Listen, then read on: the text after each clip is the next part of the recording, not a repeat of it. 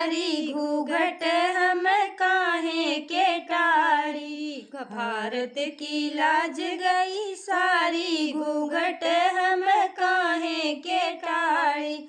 हमरे ससुर जी के गाँव के कलेक्टर, हमरे ससुर जी गाँव के कलेक्टर, उनहु क लागी बिटियवा घूंघट हम काहे के टारी, उनहु क लागी बिटियवा घूंघट हम काहे के काढ़ी। भारत की लाज बड़ी भारी, घूंघट हम काहे के टारी, भारत की लाज बड़ी सारी, घूंघट हम काहे के टारी। जेठ हमारे गाँव के बलिष्टर, जेठ हमारे गाँव के बलिष्टर, उनहु क लागी बहिनिया घूंघट हम काहे के टारी, उनहु क लागी बहिनिया घूंघट हम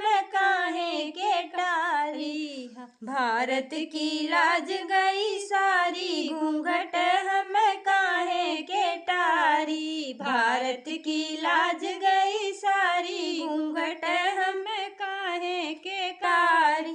देवर हमारे गाँव के डॉक्टर, देवर हमारे गाँव के डॉक्टर, उनहु क लागी भौजाई घूंघट हम काहे के टारी, उनहु क लागी भौजाई घूंघट हम काहे के टारी। भारत की लाज गई सारी, घूंघट हम काहे के टारी, भारत की लाज गई सारी, घूंघट हम काहे के टारी।